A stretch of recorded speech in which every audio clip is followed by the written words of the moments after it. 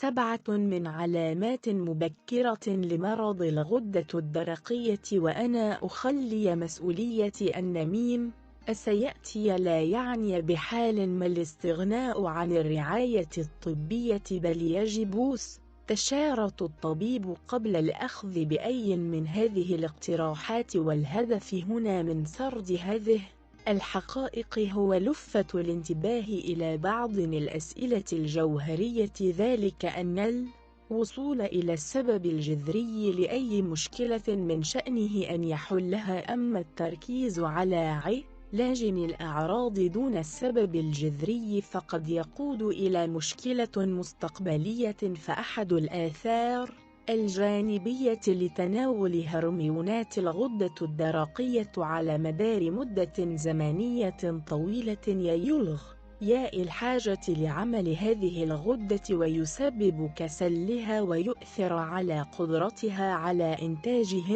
هرموناتها ويجعلها تعتمد على الهرمونات البديلة. ما هي هرمونات الغدة الدرقية؟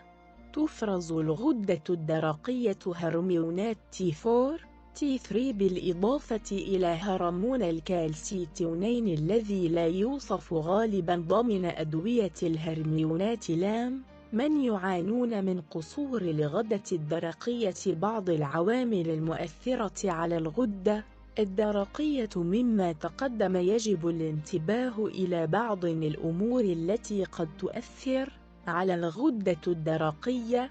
أولاً، صحة الكبد والكلى. أن الهرمون الرئيسي الذي تفرزه الغدة الدرقية وهو T4 ليس هو الصيغة النشطة، ولكنه بمثابة طليعة للصيغة النشطة وهي هرمون T3، إذ يرمز عدد كل منهما إلى جزيئات اليود المرتبطة بالبروتين الهرموني لام كليهما. لذا فإن انسحاب جزيء يؤد من هرمون T4 يجعله نشطا وتحدث عملية التحول هذه في الكبد بنسبة 8%. لذا فإن أي مشكلة تطرأ على الكبد سواء تشحمها أو تشمعها أو التهابها قد تؤثر على عملية التحول، وغالبا ما يحدث أن يتجه بالعلاج إلى الغدة الدرقية عوضا عن الكبد،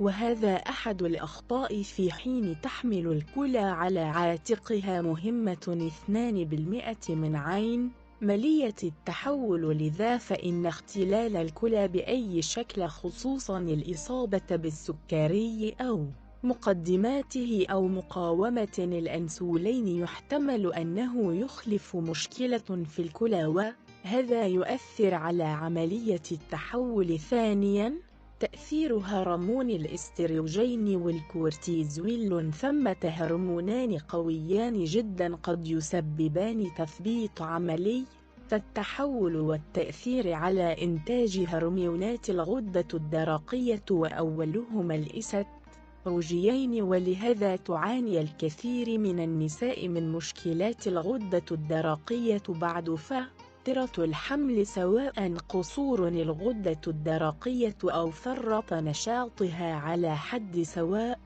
إلا أن أغلب مشكلات الغدة الدرقية تندرج تحت أمراض المناعة الذاتية، وذلك بأن المشكلة لا تكون في الغدة نفسها ولكن بسبب المناعة الذاتية، وهو ما يحصل بعد التعرض لفترة ضغط نفسي أو ارتفاع الأستروجين. فالإستروجين يساعد على تنظيم الخلايا التائية. أما فيما يتعلق بالك وروتيزول فإن ارتفاعه يشل نشاط الجهاز المناعي، وهذا يزيد من قابلية الإصابة بأمراض المناعة الذاتية. 7 علامات مبكرة لمرض الغدة يجب أن تنتبه لها. قصور الغدة الدرقية.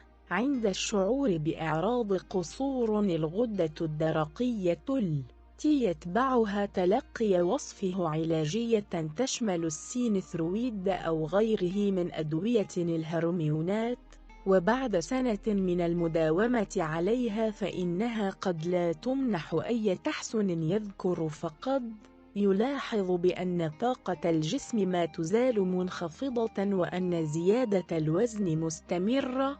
فما هي المشكلة؟